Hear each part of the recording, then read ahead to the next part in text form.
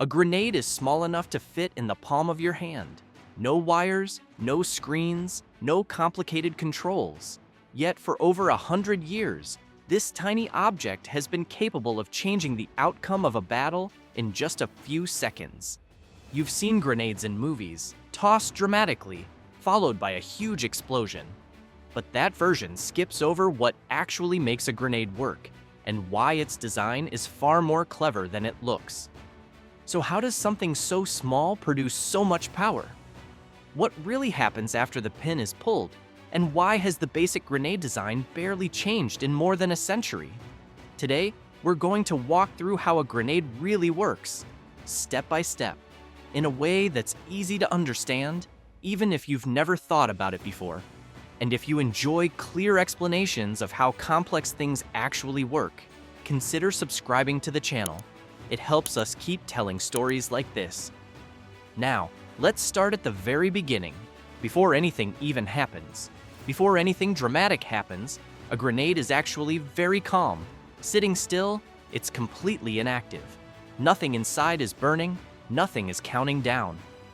The reason for that comes down to two simple parts: the pin and the lever. The pin is just a lock. Its only job is to keep the lever pressed tightly against the grenade's body. As long as that lever stays in place, the grenade cannot do anything at all.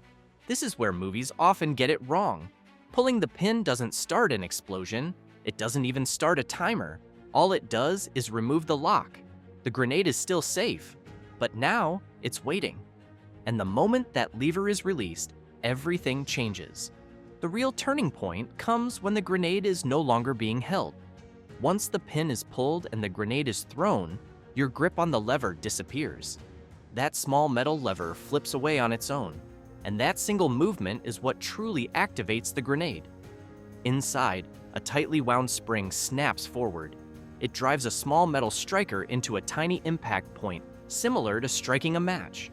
That impact creates a spark, not a flame, not an explosion, just enough heat to start the next step. The grenade now has an internal countdown. From the outside, nothing looks different. There's no sound, no smoke, no warning. But inside, a short fuse has been lit, and time has officially started running out. And once that fuse finishes burning, there's no stopping what comes next. As that tiny spark ignites the fuse, the grenade enters its quietest phase. Nothing dramatic happens on the outside.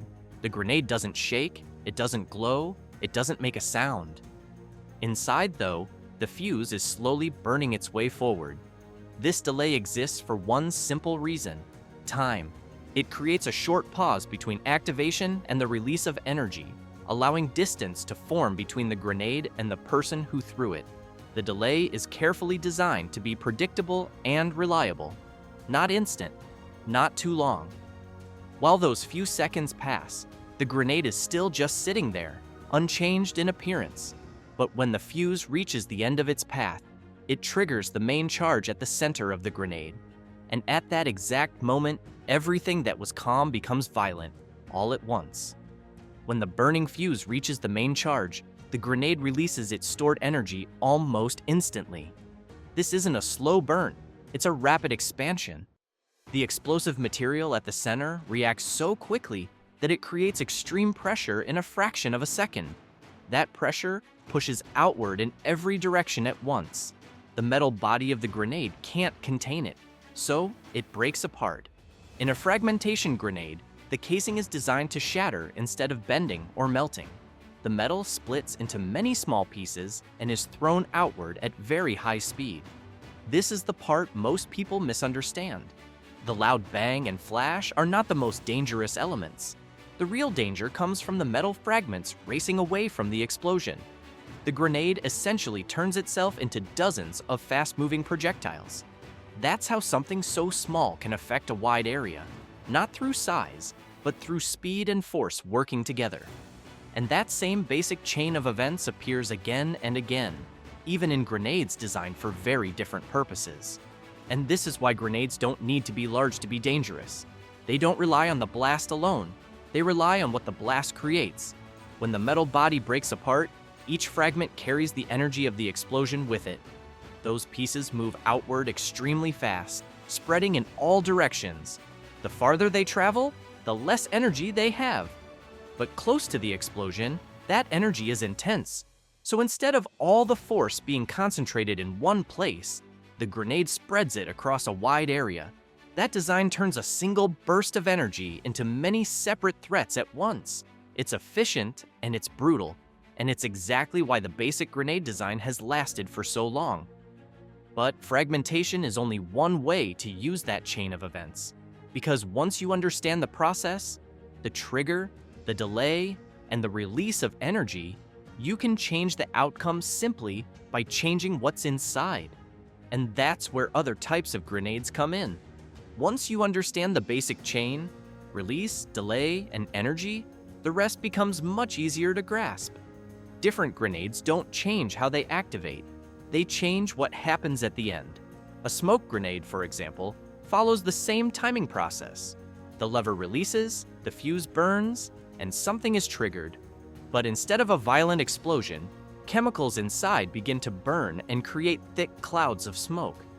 The purpose isn't damage, it's visibility control. Stun grenades use the same idea again.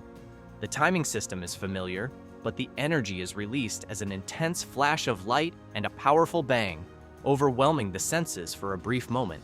Incendiary grenades take yet another approach, spreading burning material instead of fragments. Different results. Same story underneath. One of the most surprising things about grenades is how simple they are. There are no screens, no batteries, no computers deciding what happens next. Everything is mechanical and chemical. A spring moves, a spark forms, a fuse burns, energy is released. That simplicity is intentional. Fewer parts mean fewer things that can fail. And in extreme environments, reliability matters more than sophistication. This is why grenades have remained largely unchanged for more than a century. The materials have improved, the effects have become more specialized, but the core idea, controlled timing followed by a designed release of energy, is still exactly the same.